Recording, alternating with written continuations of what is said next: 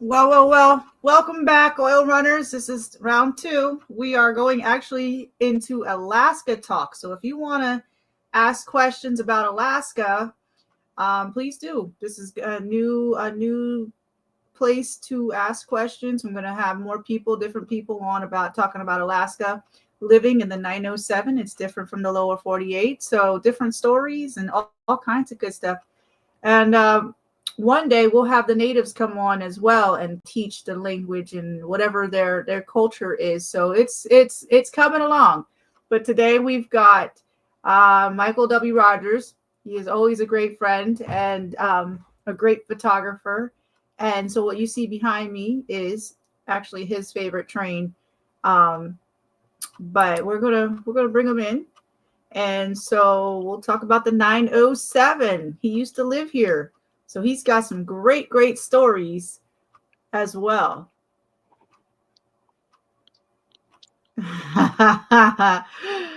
Michael. Hello, how are you?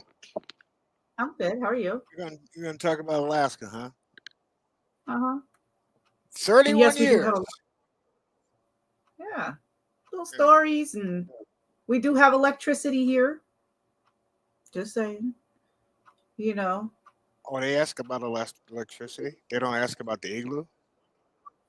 Oh no, I got the igloo too. Like that was one of my favorites. My favorite was the electricity though, while talking on the phone with the person at the college asking me, do you have You do have it. electricity in You Alaska? do have it. You do have an igloo. It's on the Parks Highway, just before you get to Cantwell. Oh, It's that's true. there. Yeah, That's where I used to that's sleep. true. Yeah, when I drive between Anchorage and Fairbanks, that place used to be a hopping little place, and then it just went. But I would always park there, sleep, take a nap. Um, I wasn't doing photography back then, so like you have to understand. Let's see, when I was there, okay, when I was there, total population of the state was 400,000. If my guess is correct, you should be up to 600,000. And the total population when I lived in Anchorage was under 100,000, and you should have 400,000, which I find that totally like, okay, where are you putting them at? You can't go. The only other place you're going is southeast, and I was there when maybe there was like seven houses on the hillside. So um, The that's a whole village, that's a whole new community. Um, right? let's see, Gerwood used to be this one little shack where now the convenience store and turning to Alyeska is. You know how you Yeah. come down? Okay, you would turn left to go up to Alyeska, right? Uh huh. Well, back in 1974, that wasn't there. It was just Really? it was just a shack. Oh, it wasn't. It used to be a gas station, but it was an abandoned gas station. And that was it. But it's still a gas station. Yeah, but I'm just okay. I originally came But to so it Alaska was and I like the, yeah, it was just a abandoned gas station from back in the day. And now you got I think it was 7-Eleven or somebody there now, and then you turn. It's like this whole new community. suburb community thing, and so I originally came to Anchorage. I did 15 years in Anchorage, 16 in Fairbanks, and between what I did, between radio, television, the military, I've been from one end of the state to the other. So I did the high school prom in Barrow for 5 years. Ooh, That's when I ran into my first polar bear incident. And nice. So you went bear in Barrow. Now, what was that like?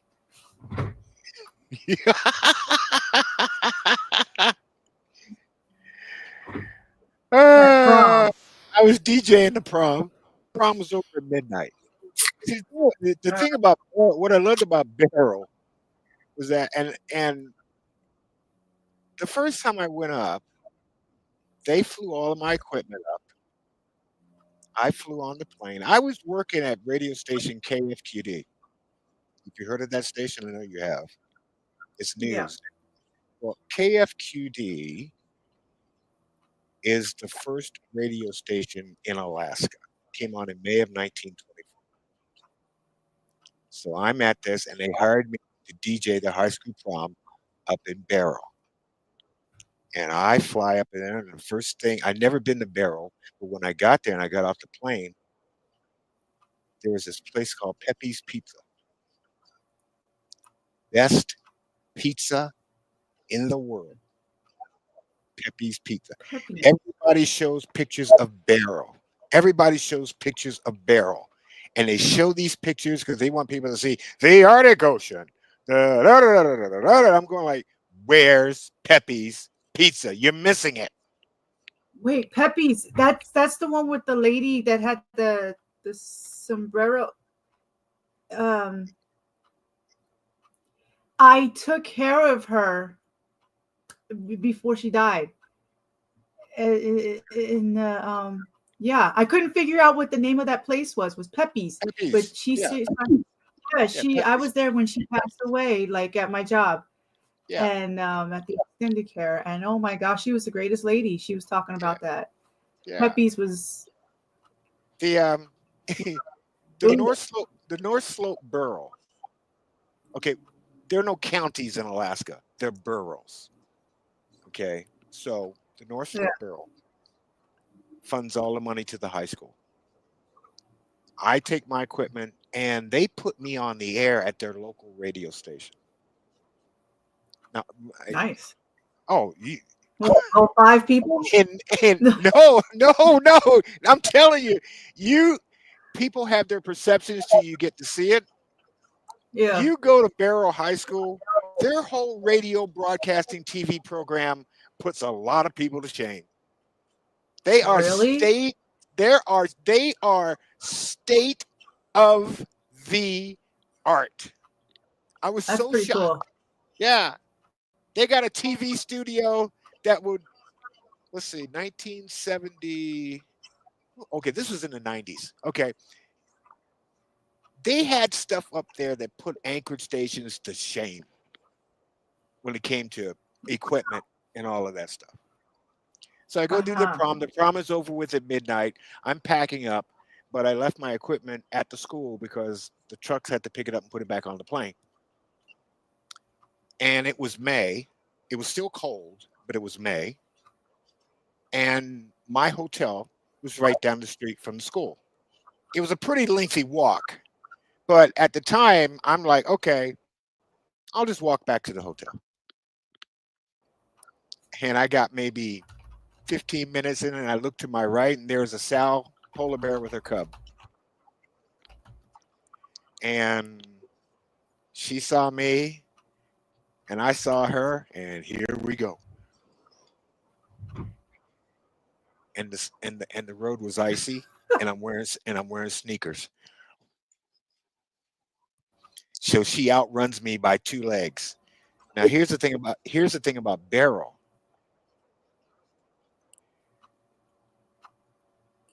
Everybody has an armed weapon. Most residents in their home, everybody has an armed weapon. Yeah. Because at any given point in time, a polar bear will come, ran through your house, and take you out, or find whatever. Right. People are cooking, so they're smelling the food, right? And the polar bears are not going to the trash can. That's smart. They're just like, I'm not going to this trash can. I'm going in that house. Yeah, they're not stupid animals, that's for sure. No. So that was my first incident with critters. And the fifth time, my 5th time flying up there, the family who put me up, after the prom was over with, I had to get up at 5:30, 6 o'clock in the morning, put me on a snow machine, and took me out to the edge of the ice pack to watch them catch a bowhead whale. A bowhead. You, Wow. oh. Whale captains are it. They could be mayor. That they are. It's the ultimate to be a whale captain. Wow. Okay. So the first thing they told me, because we took the snow machine and stopped, so we had to walk the rest of the way. And the first thing the guy told me, he says, if you make any noise and scare that whale, they will shoot you. Are And I you went, huh? serious? As a heart attack. It's a I'm heart like, attack. Well, okay. Than me. It's really hard to explain. It's hard to explain this now with the generation that's here. Yeah. Because they take a little bit more time trying to comprehend why people are doing what they're doing. Okay. Right. You've seen the blanket toss at Furrandi at all these events, right? Yeah, exactly. I was about to ask you, have you seen Yeah. that in person when they actually did that to see? Let me tell you that. See the blanket toss. People think the blanket toss is this thing where you're showing people who you are, and the blanket toss. The purpose of the blanket toss. They're out on the ice pack and it's flat. They're looking for whales. There's only one way they can see the whales, to send a boat out there to By get it. throwing them up. Throwing them high in the air. Right. That's the only way you're going to see it. Okay. And they put me on the blanket toss. And I'm What? thinking, You got to do the blanket toss? oh, I got to do the blanket toss. I did the blanket toss at the Big Dipper Arena in Fairbanks. And I also did the blanket toss in Barrow. Because, okay, when I went up there, I was a radio guy. I was a TV guy. So I'm like, duh, celebrity. Okay. And I'm black. That helped a little bit. You just don't see too many black weather guys and radio guys in Barrow. Right. Trying to get a bullhead whale. So it's like, okay, I'll take this. Right. And on top of that, isn't the whale hunting for the natives versus you yes, can't it is. hunt? Yeah. Yeah. That's a whole big deal. Okay. So they tossed me up. And believe it or not, as scared as I were, I had some kind, they tossed me 4 times. And I didn't think I could go as high as I did. But when I went up, I went, oh my God. Well, I guess time one was just to get it all out of your system. Like, well, couldn't see nothing because I was still scared. The only Time reason two, why we're I saw halfway there. the only reason why I saw the whale, because he blew out of his blow. He came up to the surface to get air. So he blew out of his top. Right. Okay. Now that's fun part number 1. Fun part number 2 is when they get them and they bring them in. Now you got a party. Because now the whole town, they ring the bell. Okay. They bring the whale in. And they're cutting that puppy up. As you're watching them cut that meat, to my right, there's about 30 polar bears just sitting off, waiting for you to get done. Lovely. And when you're done, here they come. They're like, ooh, fresh meat. I didn't have to hunt for it. No, nothing. I'll sit here for a good reason. Now, see, here's the thing. Everybody tries to do these TV things about man and beast, how they're supposed to coexist. Yeah.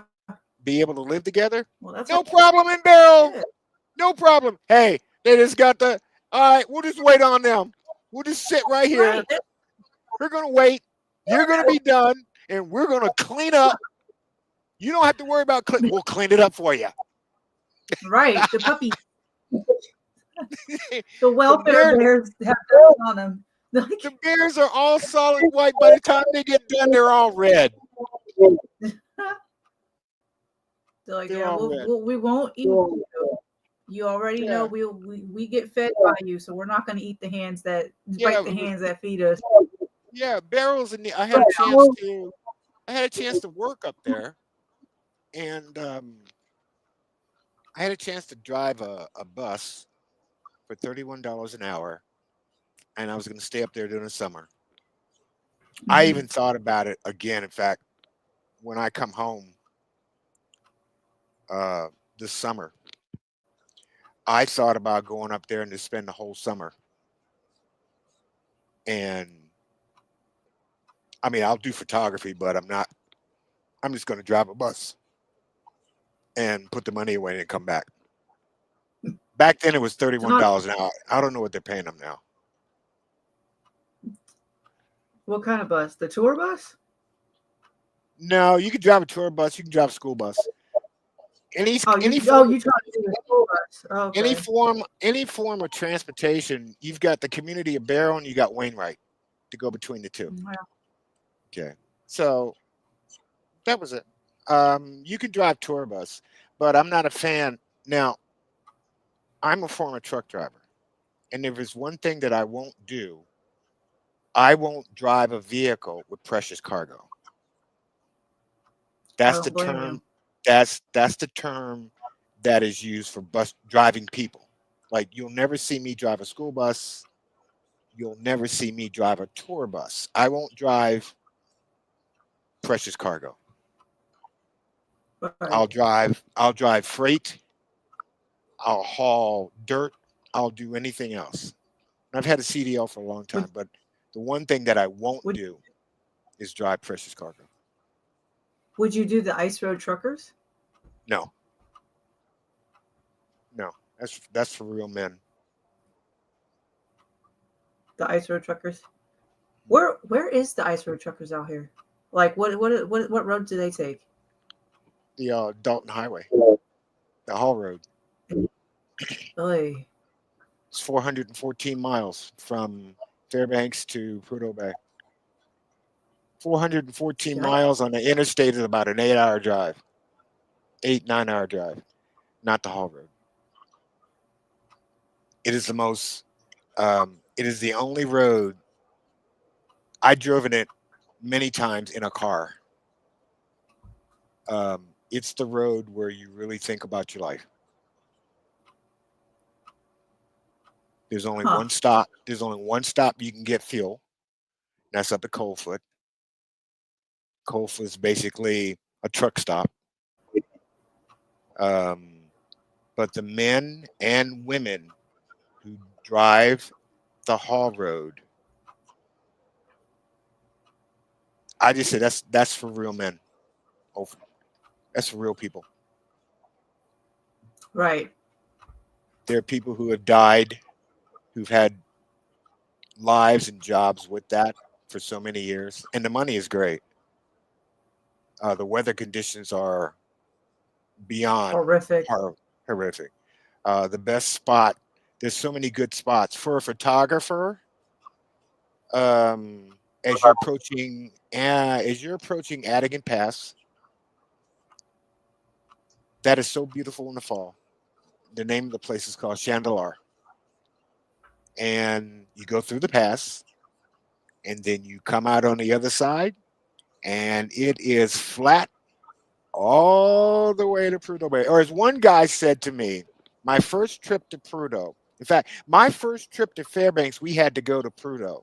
Fairbanks was fogged in, so we landed at Prudhoe, and Mm. it's daytime. And I get off the plane and I look south to all that flat, and the pipeline is right there. You can't miss it. So Right. I asked this guy how far. He says, let me. He goes, let me stop you right there. I could have you start walking. Today is Tuesday. I could have you start walking,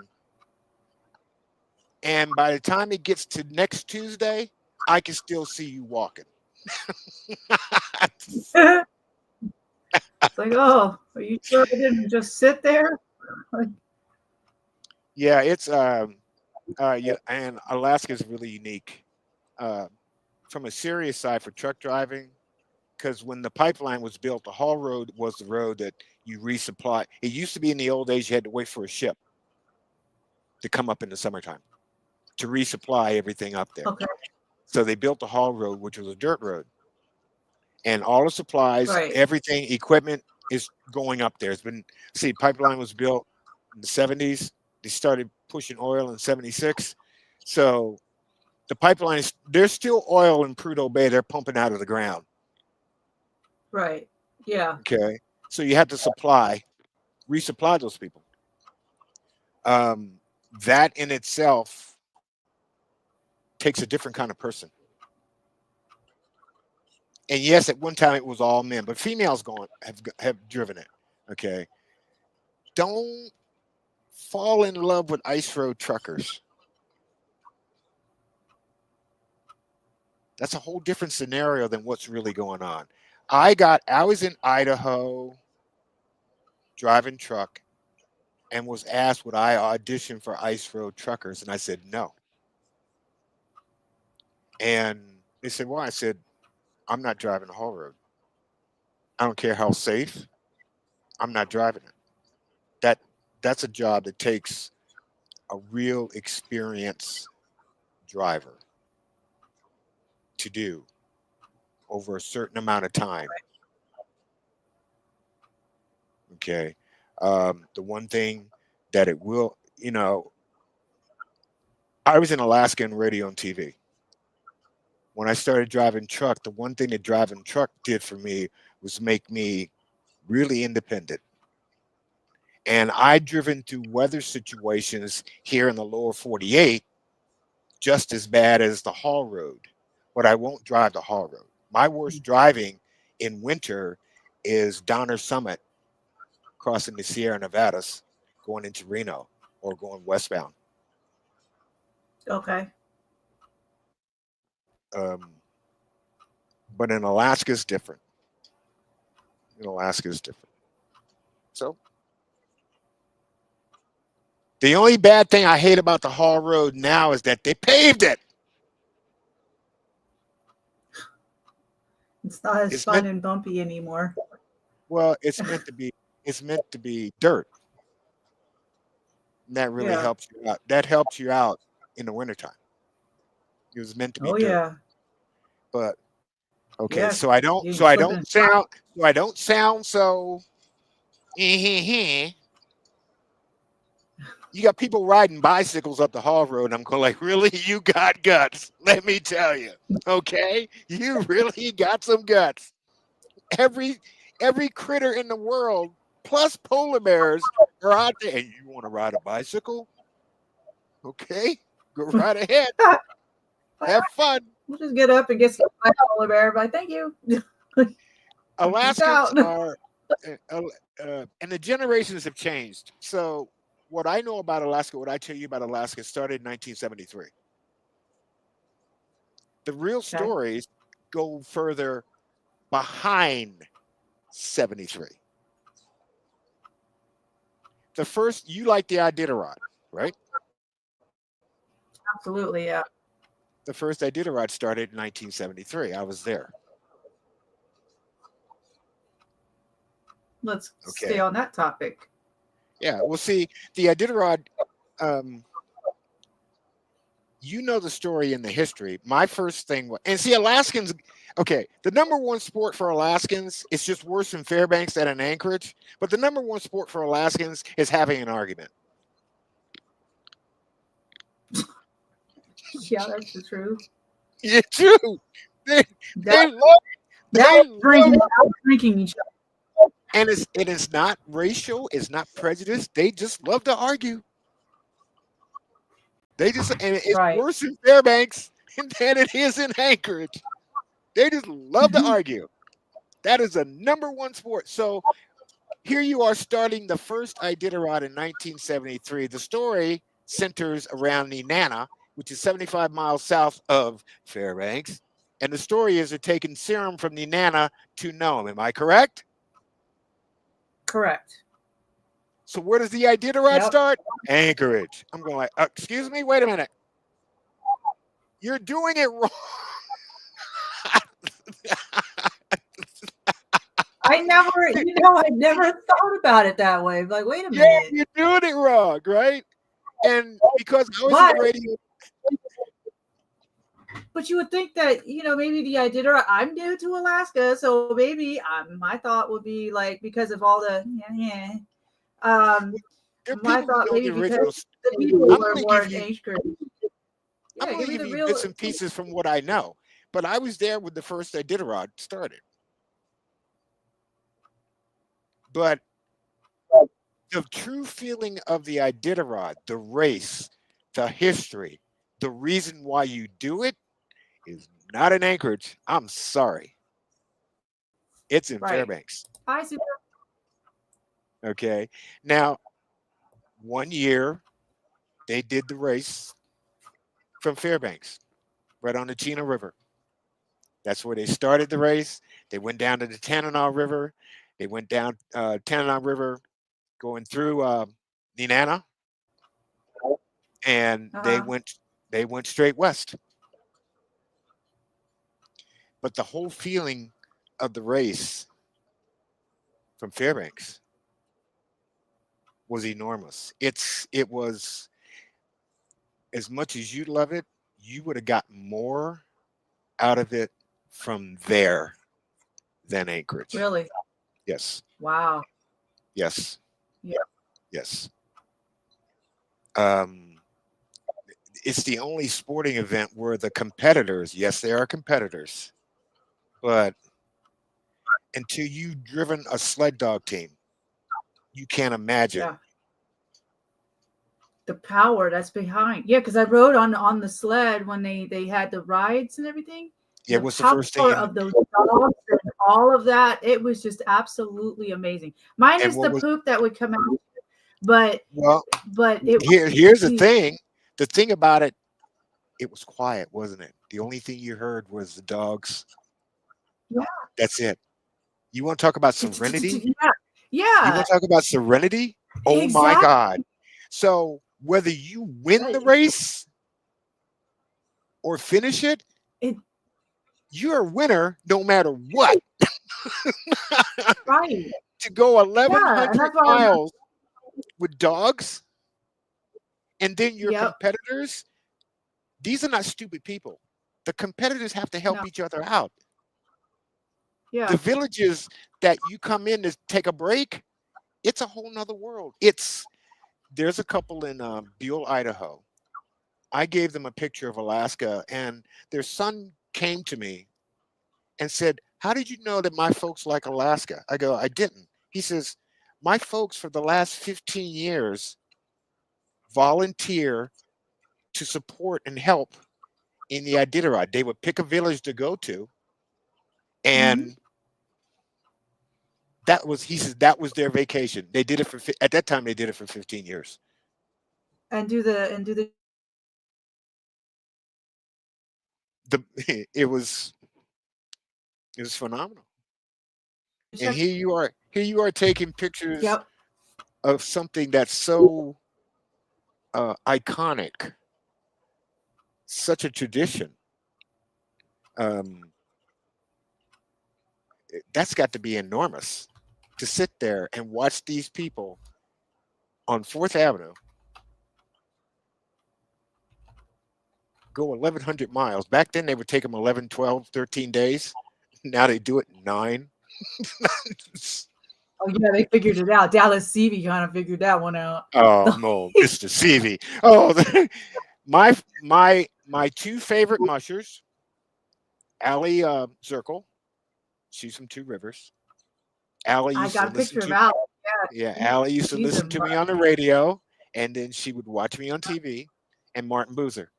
Martin and I did a promotion at Sears in Wasilla, and I brought my kids, and he's got his kids, and we just had them all. Yeah, so yeah. I have a deep respect for the people who do the Iditarod. My only opinion, And be careful when you give an opinion in Alaska because you're going to start an argument. They should Yeah. do it out of. They Like should you do it said. out of Fairbanks. They should do it out of But then Fairbanks. nobody would know. That's the thing. It's too far Well, away though. you know, it's yeah, duh. Okay, I get it. I get it. And see, Fairbanks now, um, Fairbanks has two seasons for tourists. One's in winter, and the other one's in summer. Yep. The one winter thing is the Iditarod, and then we're like just all like cozied up in our Mm-mm. houses and The winter thing is them seeing the Northern Lights. That's what people come up really? to see. Yep. Started with the Japan Airlines started that. Yeah, we From have been what I having a lot of understand, Asian. okay, don't quote me, but somewhere in the tradition for the Japanese culture, before you get married, you're supposed to go and see the Northern Lights. It's that's what I heard. Huh. Okay, That probably explains so a lot.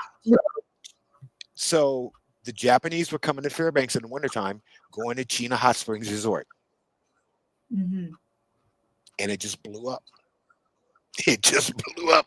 Japan Airlines was landed in Fairbanks. Huh. Now, the things I'm telling you is from what I know, but I can't quote the actual duh. But Fairbanks has two Right. tourist seasons. The Northern Lights are more prominent there than Anchorage, but Anchorage does pretty good when they get the lights. I have yet to see them in I want to go see them at Point Warrenzoff. That would make a good spot for Well, them. the right now, the what you're this period right now that started Christmas, you got a really good solar activity because they're popping. That is the world's greatest psychedelic light show, and you get to watch it for free. I know, right? Like, but it's too cold for me to go outside, so I'm not Yeah, trying to but do all that right now. you can't explain it to people until there's things in Alaska you can't explain to people. They have to go see it. I know, especially with the colors of the skyline, like one side being dark, and then the next side being all pink and blue and purple at the same time, or whatever, and then it just switches and or Yeah, just like over top of the mountains, it's just my second like God saying good morning to one little spot, like the rest is dark. It's like my second magazine cover in my photography career was at Denali, yeah. Mount McKinley. So people would say, "Well, you're a photographer up there. You're going to take pictures of moose and bears." I said, "No, no." Why? I said, "I'm no." Everybody else takes pictures of moose, bear, bald eagle. I want an orca. Guilty. I want an orca. I'm, I want a humpback. I got two. I got a humpback friend in Resurrection Bay. His name is George Humpy Whale. I still have to meet. Yeah, have to meet him. And then I have a trio of female orcas. I call them the Supremes: Diana, Mary, and Flo. Why do I call them that? Because a lot of people think that orcas come from up south in the summertime to feed on salmon. No, you've Oh, got they come for the no, they don't. They live there. They live there all year round. You got over 20 Oh, they're the pods. resident. You have over 20 pods of orcas living in Alaska. They never leave. Those three are transient whales. They feed on other mammals. Like these are the whales that will go after a humpback. These are the whales that would go after, oh, they'll go after a seal in a heartbeat. Yep. The residents will go after salmon because salmon is plentiful. The Yeah. transients, that's what they're called, transients. They travel in no more than 3, 6. This transient pod, 3 females. I just find it odd that there's no male with them. But when I got them, oh yeah. So when I come home, and if I can just keep you on the boat, I'll just find me a rope and tie your butt up so you won't fall in. Yeah, that's the only way I'll get off the boat because So I am we're gonna go definitely on we're afraid. gonna go on major marine tours, and Okay, I'll do it. It's an adventure. yeah, there's a pod I have. with a male. Now I studied I found information to study about the pods, so I know the names of all the pods. And there's a pod with their Yeah. male. His name is El Dorado.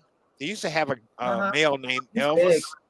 Yeah, but El Dorado, he's still there. Saw a picture of him last year. I He's said still he's alive. still there. I haven't He's heard about much about him lately.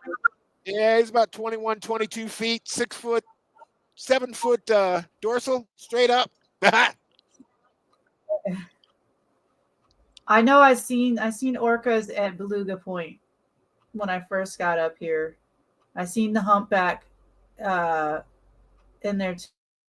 That was pretty cool. Right at the rock where you took a picture of me at Belugas. They were rolling by that rock. They were that close. So It's only one reason why they're I there. did. Yeah, They're and trying to and escape then the of course orcas, and they're yeah. smart But no, enough. I had orcas came through. And but the Yeah, humpback I seen them in different days. Yeah, I thought yeah, that the was the orca, first time I ever. a Yeah. beluga is smart enough to go further, as far north up turning an arm to where you go and get stuck.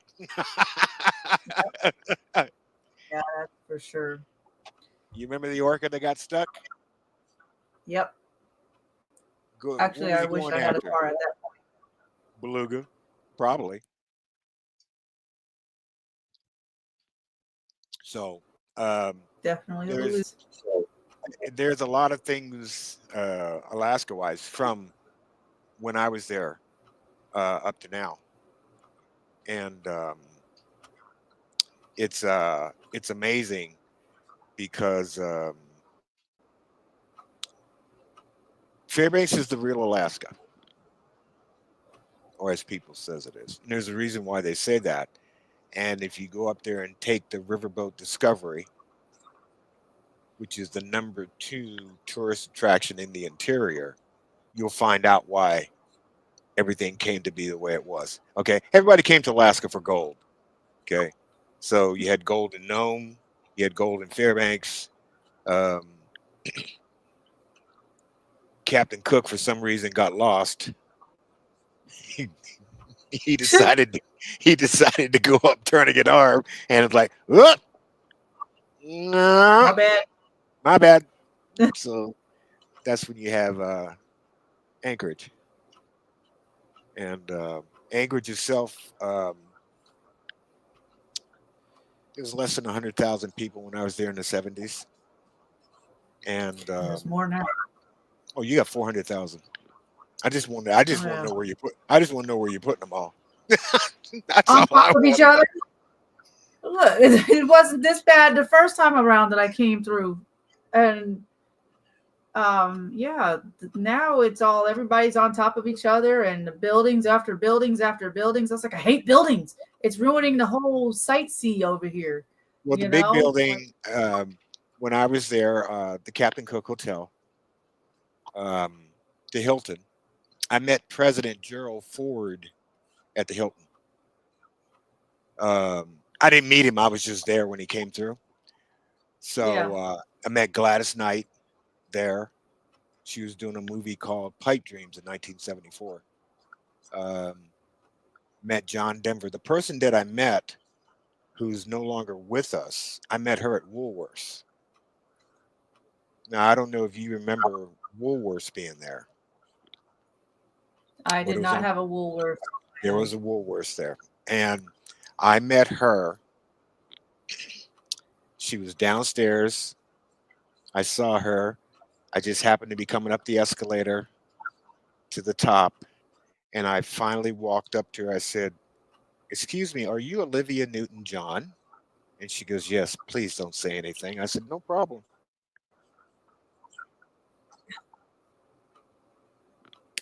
I met her. She didn't want to be known. She didn't. I just happened to go like, "That's Olivia Newton-John."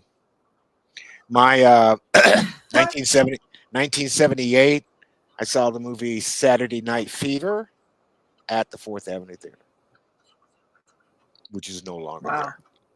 Okay. I did a high school prom from West Anchorage High Right. School at the Fourth Avenue Theater.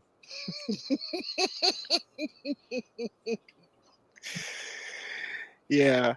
And they all they loved oldies. I did that whole prom to 50s music, 50s and 60s. Wow. Yeah. Shoot. my my best DJ work and event was in Talkeetna. And I went up to Talkeetna High Oh, School. good old 5-minute walk over. I drove up there. Most of the There's time a you high stop. school there? We're going 5 Are you kidding me? Of course there is. Where's the rest of Talkeetna? Oh my goodness. Where is Okay. the rest of Talkeetna? Okay. I don't believe you asked me this question. How long have you lived in I'm Alaska? being real. A while. Like, I only been to the part where it's where you can go to the water. Like, and it was only 5 minutes. I was like, where the heck is the whole city? I was like, No. well, you Okay. know, what You take God Almighty. You take the Parks Highway. Talkeetna is 2.5 hours from Anchorage. Okay, you take the Parks Highway going north. Okay, most people driving the yeah, Fairbanks always stops at the Sunshine truck stop off the Parks Highway before they take off and go past right. Denali and all that, right? Okay. Talkeetna High School Absolutely. Yeah. is before that. And see, I was shocked because I know the town. You would think the high school was in the town. The high school is not in the town. It's opposite. Instead of you taking a right, you turn left. That makes no Okay. sense. It does. Yes, it does. Yes, it does. So I go into the school and I'm playing music for kids. Okay. Now this was in the 70s. No, this was in what year was this? Whoa, it was in the 90s. So I go up to Talkeetna High School, and the greatest time I ever had in my life as a DJ, having fun with kids and their parents and the teachers, was at that school. Because I Huh. played Goodness Gracious, Great Balls of Fire by Jerry Lee Lewis, and I never stopped from that point on. And Goodness the gracious. kids, Great ball. yeah, yeah. And the kids, the teachers, the parents, we had a party. I went for, in fact, one guy goes, "Are you going to play a slow song that people can dance to?" And I'm like, "No." I wore them out. I wore them out. I wore them out. I did. I went to Delta Junction. People think Delta Junction, which is southeast of Fairbanks, that takes you on the Alcan Highway.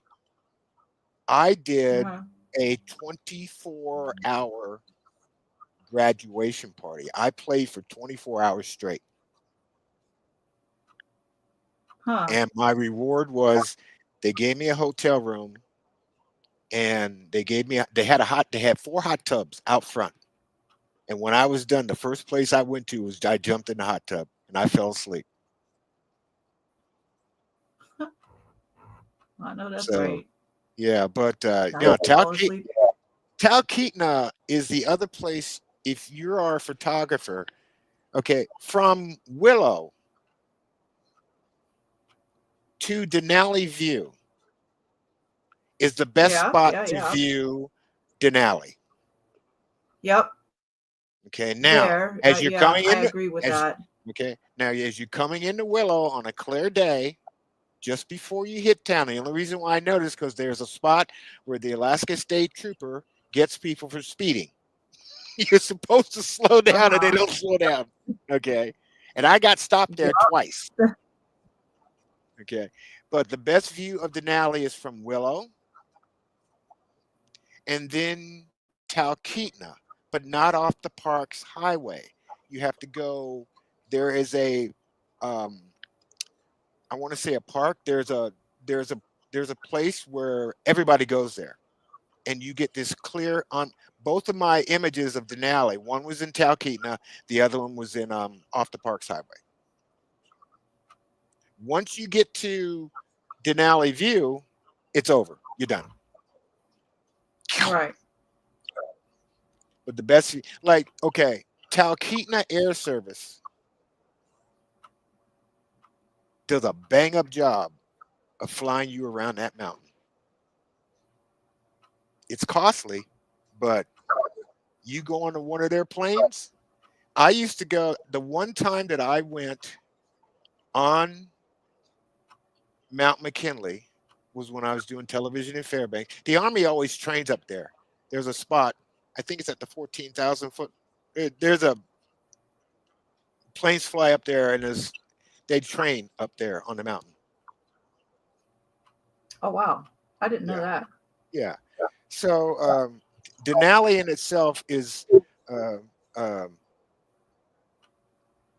30% of residents who come to Alaska thinking they're going to see Denali never see it. That's true. That is the ghost mountain. It is, the reason why is because it's just too big. It's 20,237 feet high. Yep. Because I have a degree in meteorology. In general meteorology, most storms usually average at an altitude of 18,000 feet. And Denali Wow. is 20,000 feet. That's crazy. Yeah, the best view of Denali in the 30 years that I lived there, I flew a Delta airline flight to Anchorage, left Fairbanks at 6 in the morning. This was in the summertime, so it's already morning, early morning. It's daylight, right? Well, Mm-hmm. some pilots will coordinate with Anchorage Air Route Traffic and Control Center that they'll do a one-time fly around the summit of Denali. They do a one-time, go around the circle, and just head straight south to Anchorage. Mm. They're like this. So imagine you're on a delta like this, going around the mountain. Okay, Yep. I'll be right. trying to hold myself. The mountain is 20,000 feet. We dropped down to 23,000 feet. And it was funny because we were turning this way, and there are people on the summit waving at us. There's people Nice. up there. There's people of us waving at us. Yeah, those are nice rides. It's the helicopter ride. I like the Yeah, helicopter ride. I think I'm yeah. The gonna do that helicopter every ride year. is great. The only thing now, what hasn't changed, is people's perception of Alaska. So you get these weird things, these weird questions, and I got them all in Fairbanks. So Yeah. I'm downtown in Fairbanks, and the weirdest question, the weirdest question I got was from a tourist who goes like, she walks in because I have my TV camera and I'm dressed to do my TV thing. So she walks up to me. She goes, "Excuse me, can you tell me the official language of Alaska?" And I would, Oh yeah, and then the currency. What currency do we use out here? yeah, It's like we're American dollars, the U.S. yeah. dollar. And after a while, you have to understand that there are people who have no clue what this place and Yeah. what's different from Anchorage versus everybody else since I've been there. All the characters are gone. Anchorage is a town of characters from when I was there. Okay. Every other place has characters. Talkeetna's got a bunch of them. Homer's got a bunch of them. Kenai Soldotna has got a bunch of them. Anchorage is just a city Right. that's bunched up with a lot of people. Yep. So, That need to go out in the mountain and separate, and then come back. yeah, They right, got a lot of tension built up. right. So, you find some interesting people who travel. Like the most interesting people that I ever met who visited Alaska were on the Alaska Railroad. that train behind you. Yeah. The best, believe it or not, even though it's 12 hours long, but Anchorage to Beautiful Fairbanks on the ride. train is one. Anchorage to Seward is a beautiful trip. It's a beautiful trip. Yeah, the Even train when it's itself is. even when it's cloudy and rainy. I will say that Yeah. Anchorage to Seward, no matter what kind of day it is, because you got Turnagain Arm, and then you go through Turnagain Pass, and then you go through all of a sudden you're in a space where you don't recognize anything till you come out and start heading towards Seward. And the first thing I look for as I'm coming out, either when I'm driving or taking the train, I'm looking for bald eagles on top of the telephone poles, especially in the summertime. It's like a Right. parade. It's like the bald eagles going into Seward is like, hey, how are you? Like you got a welcoming committee. Right. Exactly. Susan says it's the best. You know Yeah, Susan Nelson. yeah, yeah. Yeah. And all my years, Seward is my second home. I made a name for myself jumping into Resurrection Bay in January for the Polar Bear Festival. I did it 10 years. The and yes, I jumped into the water, and that was Seward has always been my second home. Always will be. So, Mine, I love Seward. Alan, let I me just get don't this want to do plug it in in. the winter. Yeah, it's challenging. Oh, let me Go get this for it. plug in. If you go to Seward and you're looking for a place to stay and a good place to eat, go to the Breeze Inn. Thank you. I got to get that Okay. in. Well, you heard it here, folks. The Breeze Inn is where it's at. Breeze Inn. I'll That's have to it. go check it out. But it's the there's a young lady who's on Instagram and she's from Homer and she does these things about Alaska and she just tickles the ever living daylights out of me because she pretends that she's an Alaska tourist asking herself questions about Alaska. Everything was fine until she said, "Do you get paid for living in Alaska?" And she stood there like this and she went, Like I'm out. "I'm done. Like I'm I'm done. ready. I'm done. I'm good. I'm done." And I love that. I bust out laughing. I go, "I'm done," because that's exactly what I would have done. I'm done. I'm done. I'm done. But Like I am so out. yeah, yeah, it's so funny the way she did that. And uh,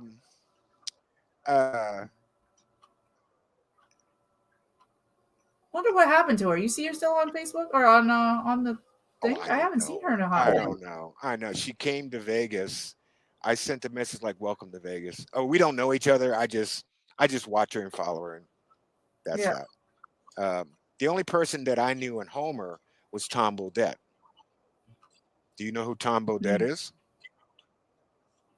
He did a no. radio commercial. He did a TV and radio commercial for what is known as Motel 6. And his famous line is, "We'll leave the light on for you." Does that ring a bell? Oh, yeah. So now I know. Yeah, Tom Bodett was a voice of the PBS program Over the Road. And he did his whole thing That's out of Homer. wow. That's pretty cool. Mhm. Another famous personality who I knew who used to listen to all these people listen to me on the radio when they were kids. Okay. Um, Oh, she is from Homer. She's a singer. She left Alaska to become a singer. She oh, you talk about Jewel? Yep, yep. Yeah. Well, she Jewel. knows Yeah. my she Yeah. knows she knows my daughter, and um I can when she left Alaska to do the singing thing, uh she lived in her she lived in her van in San Diego for a while. When I Uh-huh. moved to when I first came to Vegas, I lived in my car for almost 2 years. So I'm just, I'm just going like, yeah, well, Jewel lived in her van. The thing I liked about Jewel, um, if you would watch her on stage live, she puts on a kick-ass show. That band she's got She is does. just, she puts on a kick. That band is, she'll tear it up. She'll tear it up. Yeah. There are very few studio musicians that can put on a live show and tear it up. And she did that. Absolutely. So uh, and there are more people from Alaska who are making a name for themselves. When I was up there, everybody was trying to make a name for themselves. Well, hold on, hold on. Susan said, Michael W. Rogers, you haven't lost it. It's like KFQD. Susan, Susan, Susan and I have known each other for about 40 years. My book was because of her. Her son, who Susan, you're used to going to have to listen, come on one her of these days. son, who listened to me on KFKD when he was a little boy. Now he's a big executive at Nice. One of the companies there. Flew me to Anchorage to do family photos. And here she says he needs to go back on the air. No. There's something special between the relationship with Susan and her son because everything happened with him. Everything happened with him. So he flies me home and I get home early. I get there on a Wednesday. We're not going to shoot until Saturday. So I got all this free time. I said, okay, I'll just get a car and drive to Fairbanks. I'm driving to Fairbanks. It was the last day of the Alaska Railroad going up to Fairbanks. This is in September. I'm following this train. And all of a sudden it hit me. It's the fall foliage. The leaves are turning. So all of a sudden, what started out as a trip just to go back to Fairbanks, produced my very first photo book, which is on Amazon if you want to buy it. It's called From Where I Sit, the Alaska Fall. Yeah, the Alaska Fall Foliage Tour. That's how that started. It was her son who flew me to. It was her son that flew me to Alaska. And I was flying into Fairbanks. I hadn't been home like in 6 years. He flies me to Alaska. We fly past Denali, descending into Fairbanks. I couldn't get off the plane fast enough to get a car to drive back down to take a picture of that mountain. If it wasn't for her son, my picture of Denali on the cover of Alaska magazine would have never have happened. Because I took that. Oh yeah, we had so much fun. We did our family photos in Eagle River. But I'm saying, here's the thing.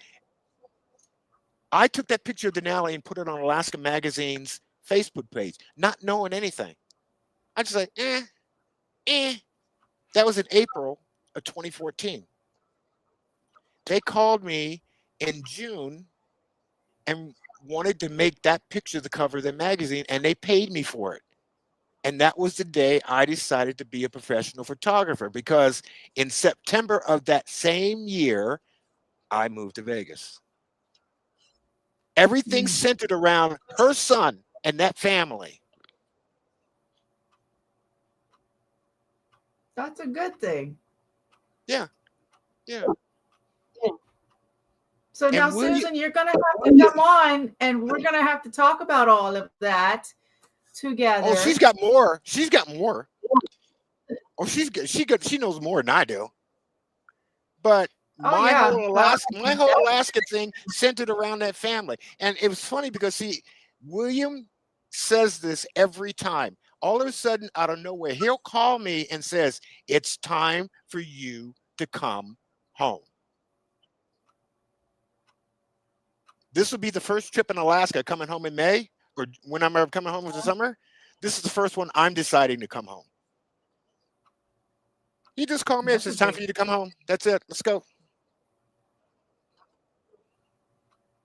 So, and by the way,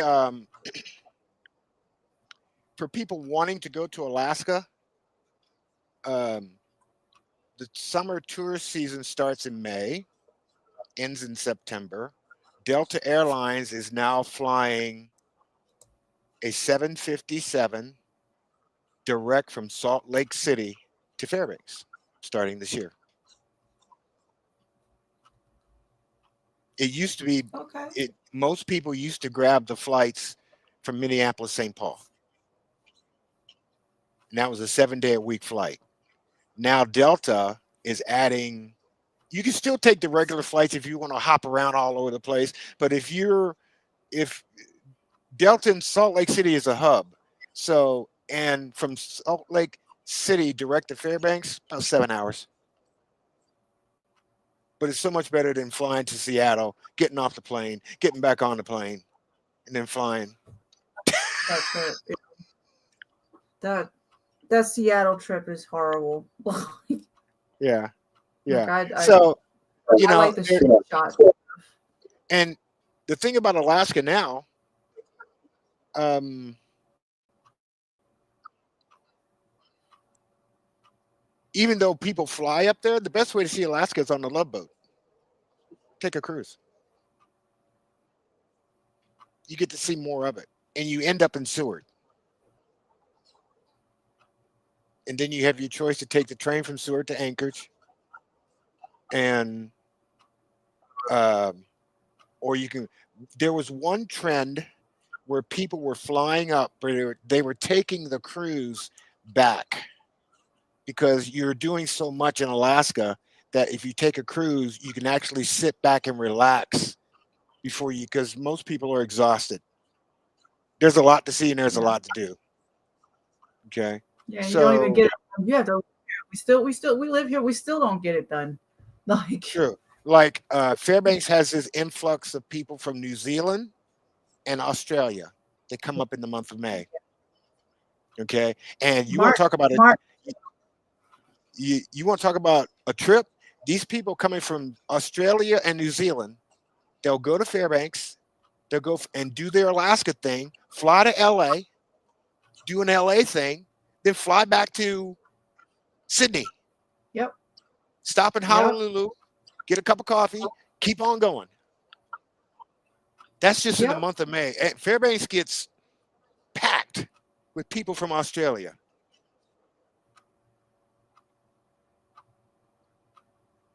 Huh. I should be a Yeah, tour you guide. think we'd be going? I should be a tour guide. Man, absolutely. I have a job for you then.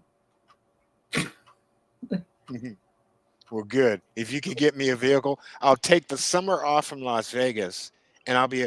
I did Huh? okay. There was a gentleman he was from New Zealand, and I picked him. I was driving taxi in 2014, so I picked him up at the train station, and he didn't want to follow the traditional get on the bus and we're going to take it to this place and to this place and to this place. He says, "How long have you lived in Alaska?" I said, 31 years. He says, "Can you give me a tour of this place better than the touring company?" I go, "Yeah." He says, "Good, I'm gonna ride with you." And he paid me, right? He paid me this Right, enormous amount of money, right? So I started right. from one end of town, took him down to Santa Claus House in North Pole, and then every place I took him, I described the history. He said that was the best tour. He says, "You need to be a tour guide." I Absolutely. said, Yeah. and I said, "Well," I said, "I like to talk. I talk a lot, and I see things, and I like to share uh, the place that I live." So, like, I took him to the pipeline. I took him up the Hall Road.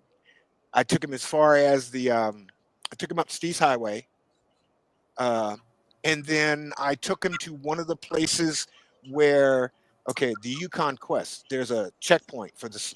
I took him to Central, and I showed him the spot that you can actually, because people, solstice, the sun never goes down, But if you're below the Arctic Circle, it'll go down. There's a spot that you can see the sun never go down. It's up at Eagle Summit. And if you stand there on solstice, you'll watch the sun come down, but it won't go behind the mountains. And I got that picture in my portfolio. That's pretty cool. Now I've seen, and I have a picture of the sun and the moon in the same picture. Alaska's famous for that. Okay. Another Yep. thing about it, if you are a photographer, Alaska's big enough that you don't have to shoot the same thing everybody's shooting. This is what makes me so mad. There's only so many ways you can take a picture of Denali. Oh my gosh, yeah. Okay. Or the world famous Anchorage, Alaska picture. Everybody has to go to Earthquake Park. Earthquake Park. I don't even want to take pictures there. The one picture I took, right by. I took a picture there just to say, okay, fine, I did it. Okay. There's so many sections around Anchorage that you could take a view of the city. And everybody goes to Earthquake Park. And I'm going like, you've got to be kidding me. Okay. You've got to be kidding me. Yeah. This plane right here, that's Point Warren's off. Yeah. Who taught you that? Yeah. Definitely not. Definitely not you. But that is the first one when you were, we have a system, guys, that he tells me when the planes are coming in, and I just capture them I just go in 2 seconds or wait for the plane, the 2 minutes that he's there. He's in Las Vegas, and I caught that one. Click, click, click. All right, I'm going home. But yeah, no, that's Point Warren's off. But yeah, right next to Earthquake. I had my radar, and I'm following him. He just crossed.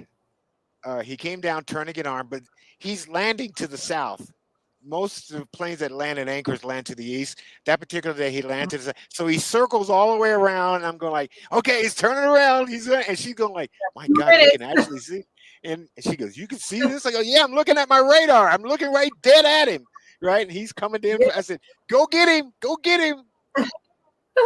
Yeah, this one was the one where I called you right after work, and I was passing by the train tracks right near the airport, and I was like, oh, I want to get in an Alaska plane, just because, a random thing. And I was right near the place and called you to see if there was any planes coming in real quick, and if there wasn't, no, I wasn't gonna go. But yeah, then he was like, oh, hold on. Like, bam, I got it in actually on time, because I drove by that, to that place right as soon as I parked right into the parking lot, looked behind me, he was on the phone, and I clicked, and then bam, it was 3 clicks, and that was it.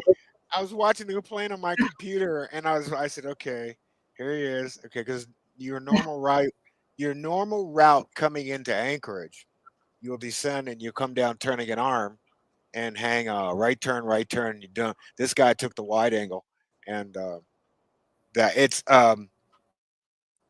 I will say this about Anchorage, because I got my pilot's license there. I used to think Las Vegas was a really pretty city at night.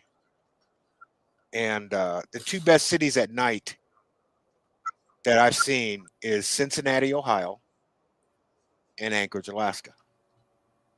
We used to call it I'll give you Cincinnati, yeah. Pilots called it the Christmas tree, because it looks like a Christmas tree. Cincinnati is, between the two, Cincinnati is like, oh my God. When you're looking at the Ohio River and you're looking at the skyline of the city. Well, when you descend, when you descend coming into Anchorage and you're coming down Turnagain Arm and you look out the right side of the airplane, it's the most beautiful view that you ever want to see. And now, because it's the hillside has got to be rocking now compared to when I was there. Yeah, when I came, because see, there were no lights in '73. Nobody lived on the hillside. So I can imagine what Anchorage looks like now in 2025 with everybody who moved up on the hill. Yeah.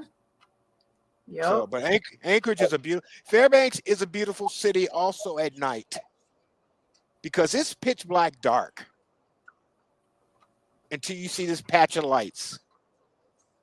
And if you're flying from Seattle, you're flying north up to Whitehorse, and then you're going to hang a left, and you're following the Tanana River all the way down to Fairbanks. And when you start your descent, it's pitch black dark.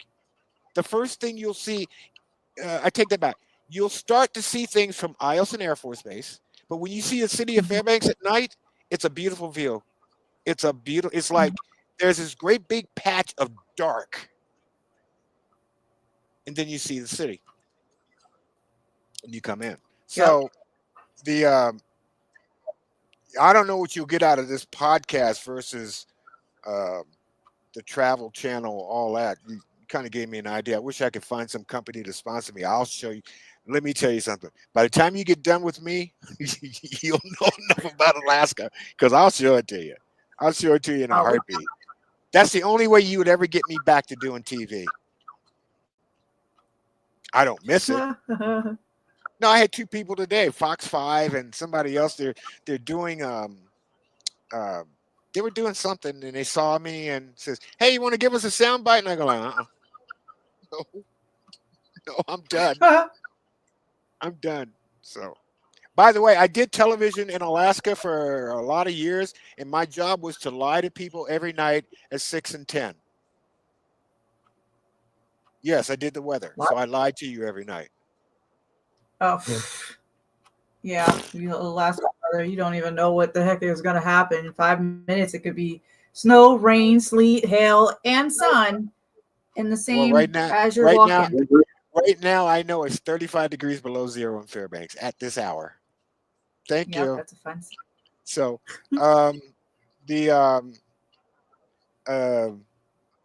you're listening to two people with their versions of Alaska. Everybody else has their own version. I've been from one end of the state to the other. I've seen a lot of things happening. There's a lot of reasons why things happen the way they happen, and if you want to know the story, I was there for most of it. The permanent fun story was the one that got me. But you know, the Fairbanks still today is the city where the people that you meet are your friends for life. Yeah. That's true. That has been since the 30s and the 40s. So, but it's interesting to see the questions that you have about Alaska. You're supposed to ask those questions because you don't know about them.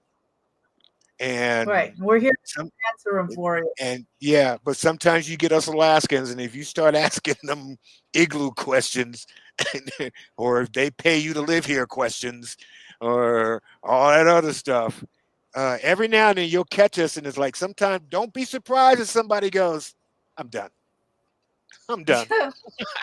We don't mean it in a mean way, but it's like one of our greatest joys is to joke around about it because it is something that's just like, really, but we still love you. That's why we want to educate you about the Alaska the proper way. The best kept secret for travel in the United States, other than Alaska, is the state of Nevada, outside of Reno and Las Vegas. Now that I'll tell you. Now I have a love for the desert but it's not Las Vegas and it's not Reno. But there is life outside. There is life outside of these two cities. I think the thing that gets me, because I got caught up in it.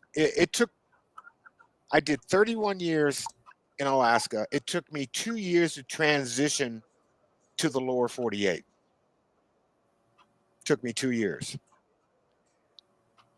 I've been in Vegas for 10 years, and I didn't know how caught up I got into it until I saw my granddaughter in Spokane, Washington. The first thing I said when I got off the plane was, "Oh my God, there's another world outside of Las Vegas. Oh my God, there are real people here. They got houses, they got trees, it's like there's real people. This is a And real, they're chill. and they're chill, and it's a real town, and it's like, oh my God, I got so wrapped up into Vegas, and I'm going like, you mean we got to stop this? I got to travel. I got Yeah. to travel. So when I come home, I just got to figure out the months I'm coming home. But when I come home, oh yeah, Seward, here we come. Yep. Oh, I'm ready. I'm taking my surgery date, March 28th for the shoulder. I should be ready to go back out for the summer. I am not leaving the summer untouched. That's not going to happen this year. And finally, the mosquitoes are bad. Let's get this out right now. Let's get it out. Yeah. All right. The Our mosquitoes, Alaska the mosquitoes are nothing in Anchorage.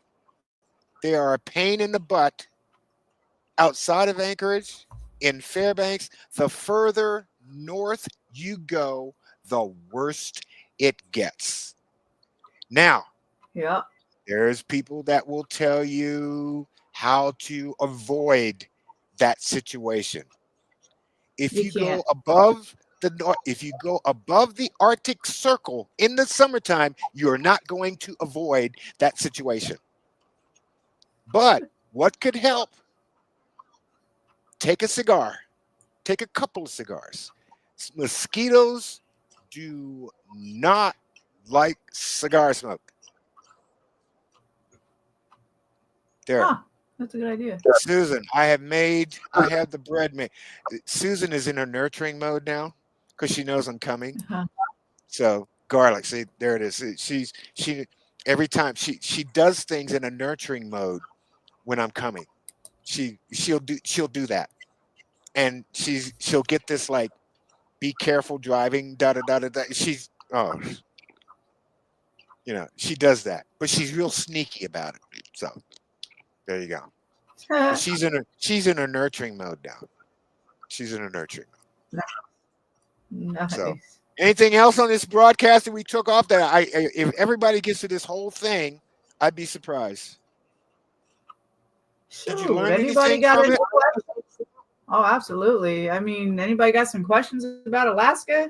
I mean, we're going to have Native Americans, the natives on as well, and teaching, and all types of people who come on that live in Alaska, have lived in Alaska. This is the Alaska portion of the broadcast. She goes to laugh out loud. Yep.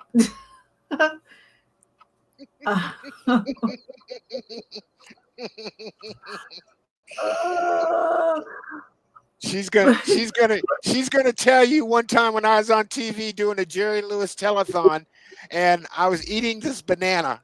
She's gonna tell you that. I can feel it coming. Here it comes. Michael was doing his Hold broadcast. on, wait, bro. She didn't have to tell you. Just said it. So go ahead. No, she's gonna tell you. She's gonna tell you that banana story is gonna come up. How I made my name in TV was me eating a banana on the Jerry Lewis telethon back in the early 90s. That's how it got started. You just chilled, just eating a banana, just doing that? No, I was interviewing somebody.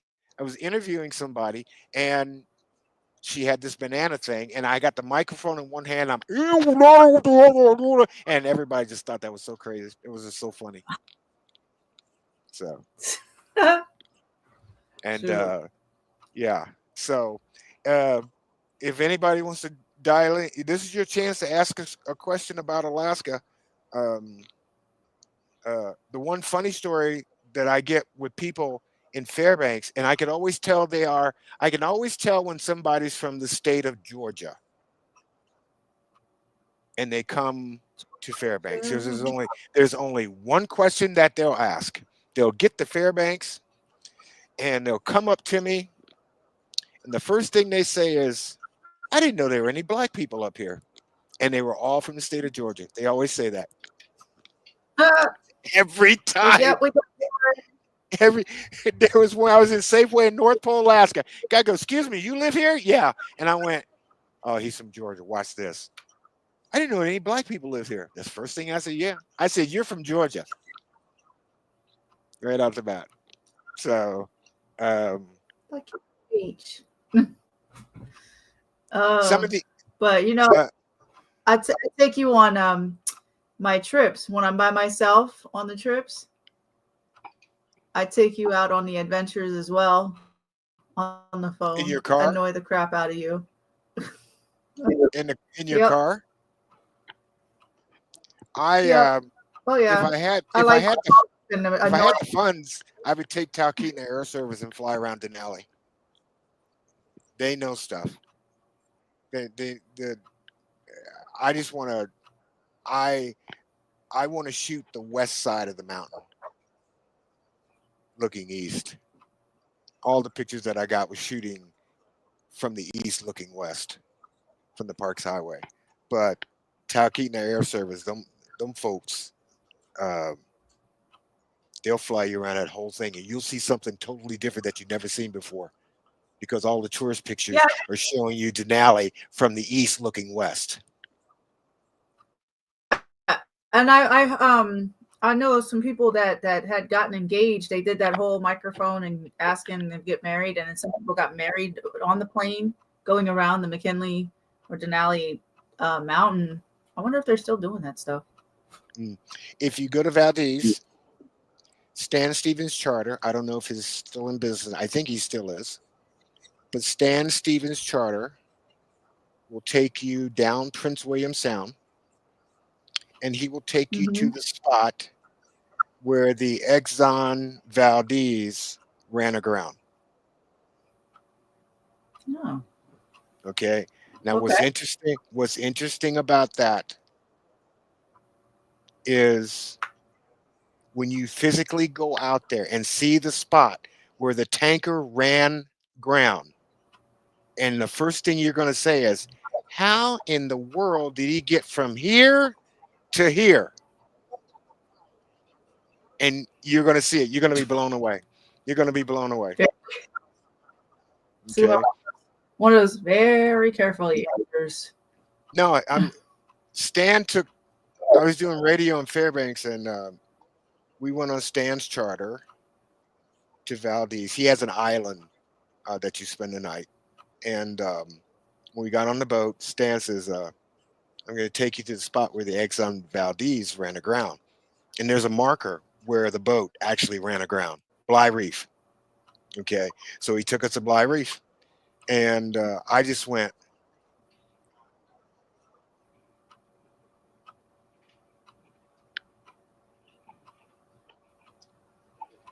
"It's huge.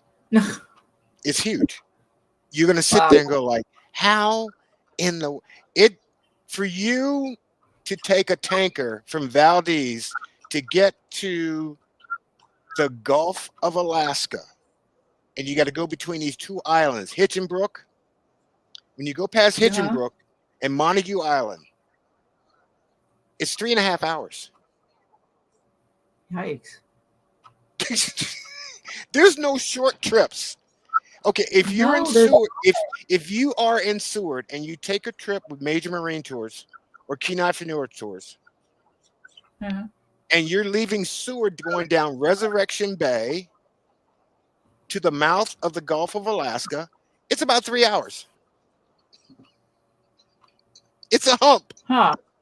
And that's where you see the humpbacks and the orcas in that spot there. Okay. Okay. If you, Alaska may look like, uh, you would think like, oh, that's not that far. Yeah. It's 3 hours. Okay. If you go to Whittier, you've been to Whittier, you get to see Million all the times, yeah. glaciers named, you get to see all the glaciers that are named after colleges. Is that what they're named after? That's I what they're never named. knew that.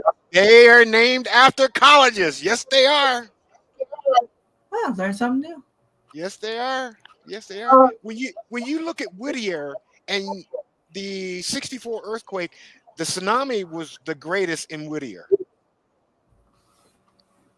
So there was one building Where did, standing after the tsunami, and it's still standing.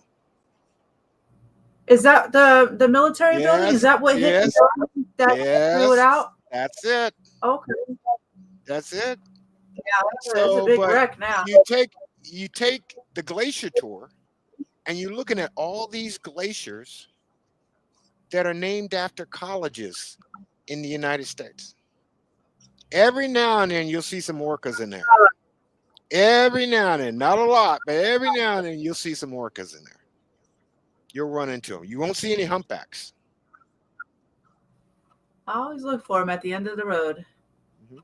but I If never see you them. go to Alaska and you're tired and you want to take a trip to Valdez, let's say you That's are right. in Anchorage, okay, and you want to take a trip to Valdez. Now, I'm going to get personal with this because just like people shooting Earthquake Park, the city, people have a tendency to shoot the same stupid shot of Mount Drum in the Wrangell St. Elias National Park. You know what I'm talking about. Okay. Yep. Yeah. All right. The beauty of driving to Valdez from Anchorage is that you have bypassed the Alaska range. So basically, it's a very, very nice trip. As you're coming into Glen Allen, you will see this big, huge mountain. That is Mount Drum. The Wrangell St. Elias National Park is the largest park in the United States. It is bigger than Yellowstone. And for Wow. landscape photographers, it is a hoot. But if you really want to get some mileage out of this, now this is just a suggestion. And yes, because I live there, I've been both routes. If you are a landscape photographer, I would suggest that you leave Anchorage and go to Fairbanks and then go from Fairbanks to Valdez because it's going to take you right through the Alaska range. You're on the backside of the Alaska range. You have to go through the range to come out on the other side. And when you come out on the other side, you will see the Wrangell St. Elias National Park. And the first thing you'll see is Mount Drum. Huh. When you I'll have to take that.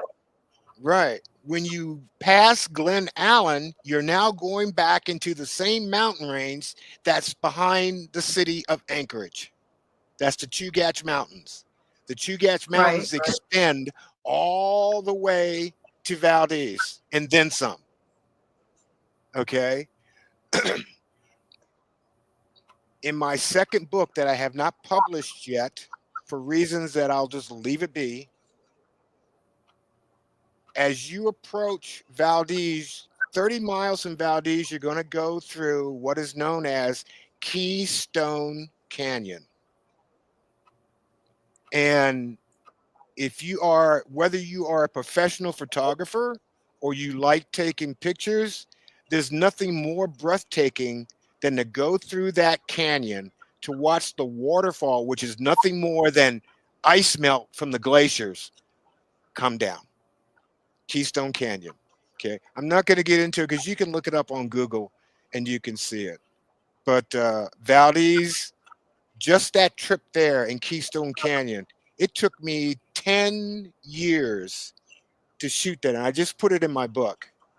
I haven't published the book yet, but it is something to see. And then the town of Valdez is a great place. Okay. Um, my After living there for umpteen years, I always kept saying Valdez reminds me of a town on the Jersey Shore.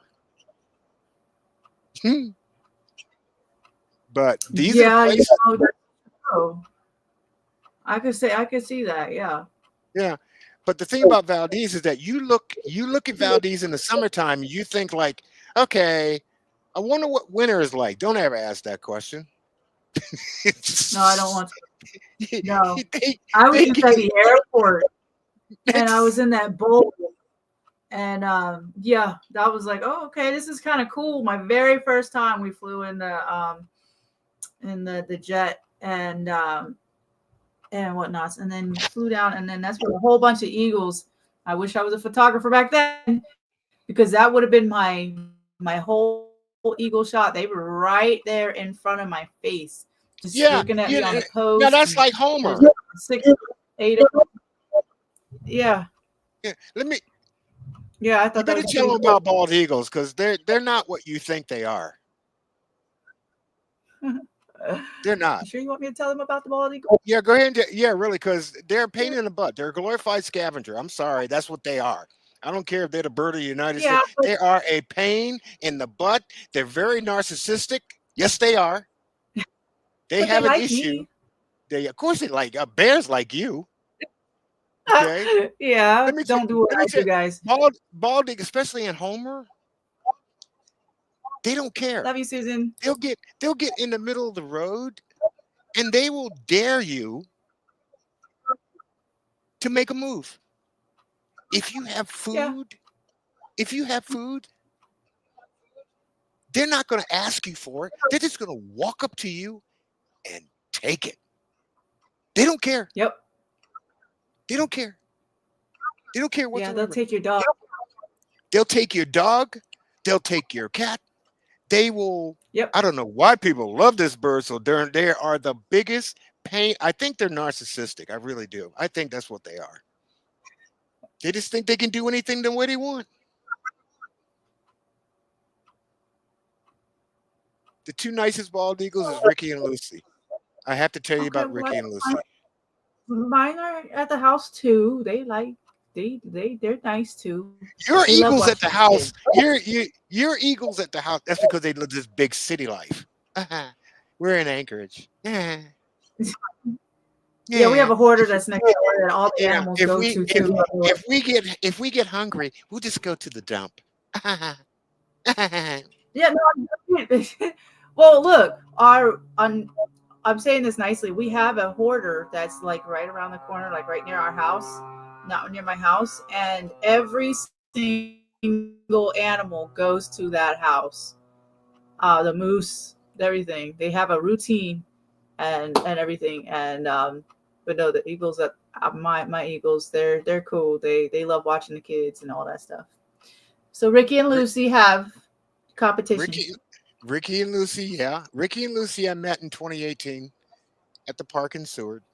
It's a male and female. Male bald eagles mate for life, and Yeah. they sit in this tree at the park. I don't know where their nest is, but they're always sitting in this tree. And every year they've been there. I, When I when I I wrote think my their book, nest is that road. well, eagles make a huge. They make a condominium style nest. Right, They- right. I believe I seen their nest on the Nash Road, like when you're coming right into right coming in. to town, It's yeah, you're coming right into town. yeah. I think theirs is on the Nash Road near the auto. Yeah, just There's an before the auto. railroad tracks. Yep. Just I before think the railroad that tracks on the left side of the road. Yeah, yeah. Um, it's pretty sad. This. Like, you'll see a lot of bald eagles in Homer. If you are a professional photographer, I keep saying professional because it's like, if you are a photographer and you like to take pictures and you're taking a trip from Anchorage, Alaska to Homer, buy SD cards, a lot of them, because you're going to be stopping and starting add extra for a while. batteries. An By extra the time you battery. hit Anchorage to Soldotna.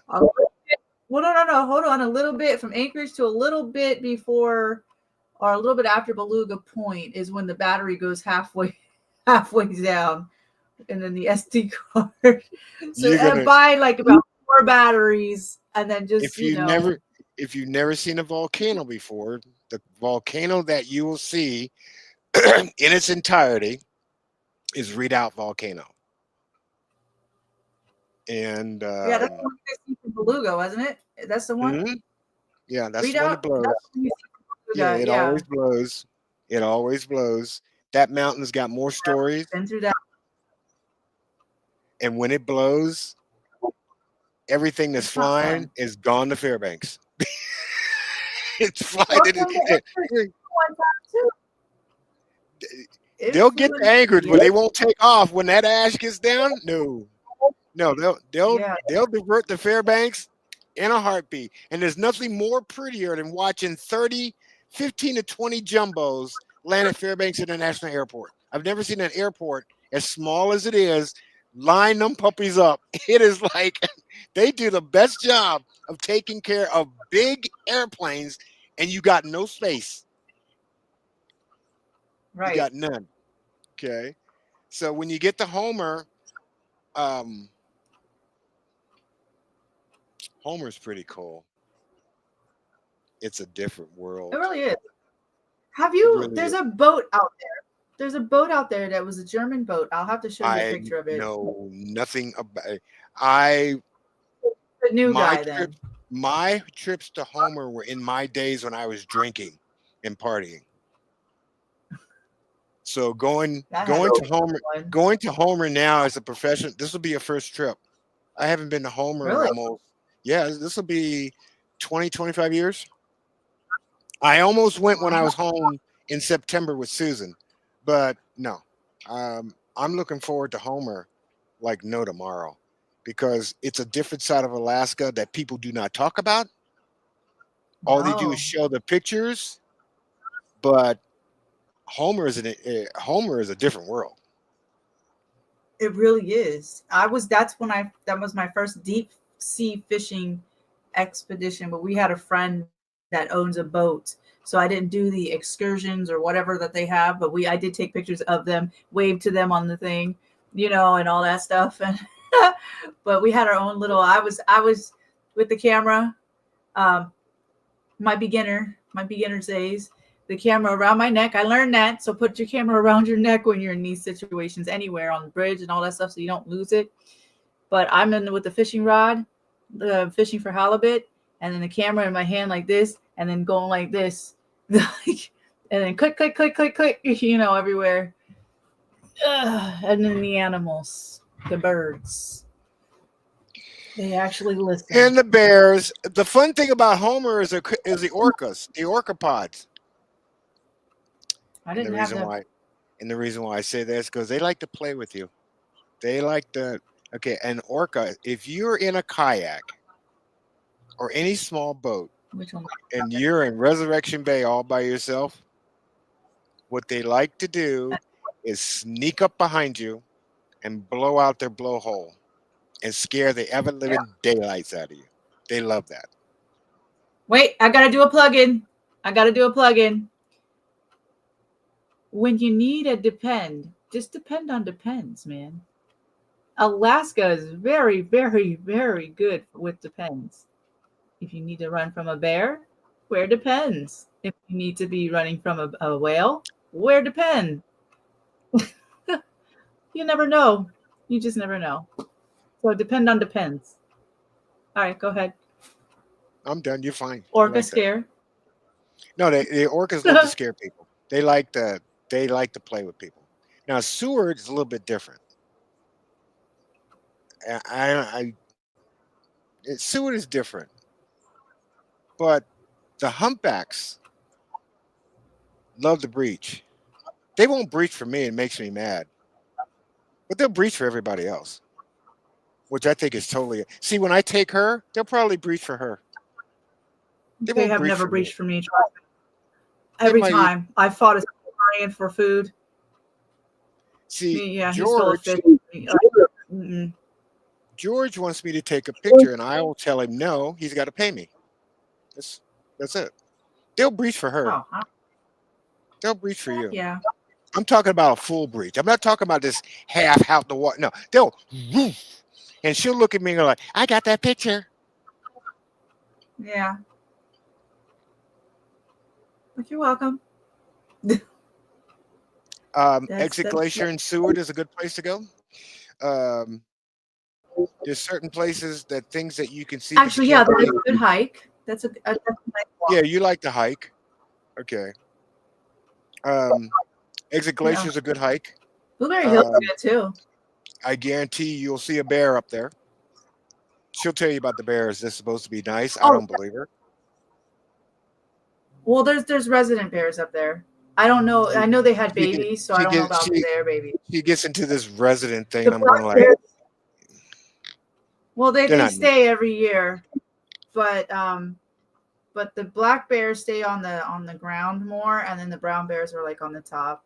So there's like there when I was there last, it was 2 brown bears and then 3 black bears. The brown But bears like her. She'll walk up to them. They have conversations with them, and she thinks she's going I to know. get me to go do this, and I'm not going nowhere near them. So that's it. I'm when it comes to I could care less about a moose. They get on my nerves.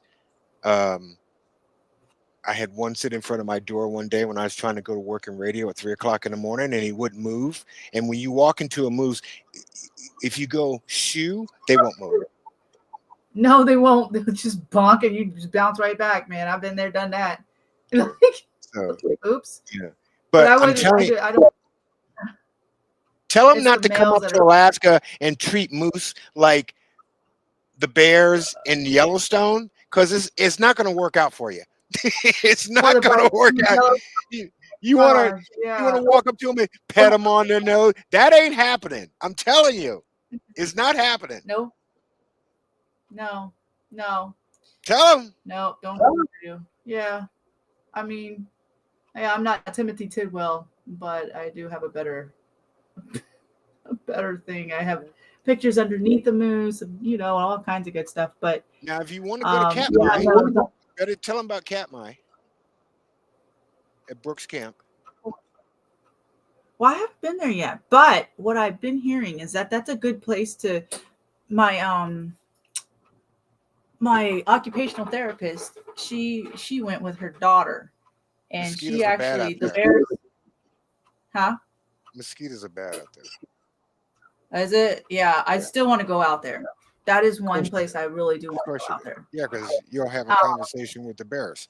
They'll bother me, but they won't bother you. I'm really jealous of you because you go out there. You could probably just go out in the water while and there's like, hi, how you doing? Want to take my picture? Click, click, click. If I get out there, it's like, oh, we're gonna mess with him. So, but Right, I'm seriously, clicky. you have to apply for and get accepted to go to Katmai. Take you a year. And And you tell them, never know. So it might take a couple years. And if you get it, it's going to be a couple $1,000s just to even yeah, get it's there. very costly, but it's worth it. It's worth it. Yeah. And one thing about the bears out there versus any other place, when you go to Katmai, they don't care about you. No. They don't like you. They'll ignore you. They'll just walk right by you, and they don't care. Now they won't post you. I was saying that my occupational therapist, she went up there with her daughter and she set up her camera right in the on the pathway and everything, and the bear was a pretty good distance. And then by the time she went and she looked into the thing, all she saw was brown fur right there, like just right there. She's like, "What the?"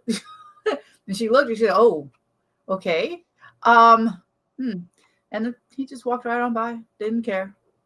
It's I guess there's a little lodge and stuff like that you could sleep in, like you go to camp. But that's where Timothy Tidwell, I'm going to say his name again, don't be like him, but that's where he got, and his girlfriend. But yeah, no, Was he at the water? Was he at the? He went into the water. He went into the. Did going? I remember. Yeah, because I remember the video was he was in a tent and he was talking about it was morning time and everything, and he was like, "Oh, I'm going to go touch the bears, and I'm going to go in the water and touch, and play with the bears in the water." And I'm like, this is before I even thought about Alaska. I've seen this in Pennsylvania. And I was like, is he really that dumb? Okay. But then this fox came along. So he was, taking photographs of the fox and letting the fox play around in his tent and all that stuff. And next thing you know, he's in the water with the bears. And then somehow, I can't remember if it was that day or if it was, just sometime afterwards. He was touching the bears and all that stuff. But then a bear ate him. And then another bear ate his girlfriend. And she was kind of on her time of the month, and I always say, do not go hiking when it's on your time of the month. They smell that like sharks, and you are in predatory mode, or you're in prey mode. They're predatory. Um, so don't hike with me when you're, yeah, please don't. I'm just gonna be real about that. But yeah, no, that's how he ended, and it actually was recorded on video that his and they had to kill the bear, which was pretty sad.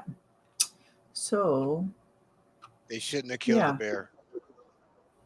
no, but he had to taste the blood. So I mean, they had to. It was pretty dangerous at that point. The human blood. But they recovered the watch out of the stomach. So I guess they gave that back to his parents, and some clothing pieces. Um, it's from what I remember out of the story, and I was like, wow, that's pretty wild, man. See, now I'm gonna go watch the But video. I've never seen it, so I'm gonna watch it now. yeah, it's been years since I've seen it. But yeah, it was her first time in Alaska. Like, I was like, oh, wow. So you okay? But McHugh Creek. Tell them I'm not gonna. I think That's McHugh Creek that's is a fun place too. No, it's no, not. it's really not. That's a death Some sentence. people will go up there. See, like right now, we're talking about McHugh Creek, and everybody has an It's opinion right down the about road from certain my house. things. Uh, McHugh Creek is a good truck. A lot of things happen at McHugh Creek that involves Yep, critters and people. yep. And There was a if guy in the you tree, or if the last big thing was I living there? Yes, I was. No, it wasn't. Wait a minute. Yes, I was about the was. couple, Yeah, the couple, the elderly lady the old, doing the yeah. yeah, where, Okay. yeah, Um, uh, it's really hard to tell the story and not insert your duh, but um, I think it was in April or May. It was very early on when the bears are waking up. That I do yep. know. That's when you don't. Okay, July is and okay. they're hungry. So there was a woman running on the trail, and she ran by. She was attacked by a grizz who was feeding on a carcass. I think it was a moose carcass. Yes, moose carcass. Yeah, She was attacked. Um, the best way to say this, especially if um, not only Alaska, but in Yellowstone, there are places where there are wild animals. don't And go although up to them. you think that they're wild animals, they're wild animals. Okay. Um, and there's certain things that wild animals do at certain times of the year. In Alaska, April's when they start to wake up. When they wake up, they're hungry. They got babies to feed and They everything. got babies to feed. Plus, they got to deal with the males because the males want to eat the babies. Right. Yeah, And in August, you don't want to deal with any animals either, because they want to have yeah. good cohorts, and mate, and all that stuff. So July is when they're happy, fat, and sassy. If you, it's really good to see these things in the wild. And you're not paying money to watch them in a zoo and locked up and stuff, but they're wild animals. As much as I love orcas, they are wild animals. You don't want to boot the snoots. Okay, okay. Um, Humpbacks are wild animals. Um, Bald eagles is definitely a wild animal, and they can and will. Most of the time, they don't, but they can take you out. Yeah, they'll carry a human being. They carried a caribou I seen right up in the They air. could do They that. got strong. So it's really neat to see the animals, and we can talk about them in all different ways and make fun of them and all that stuff. But um, and you will run into them when you don't want to or not.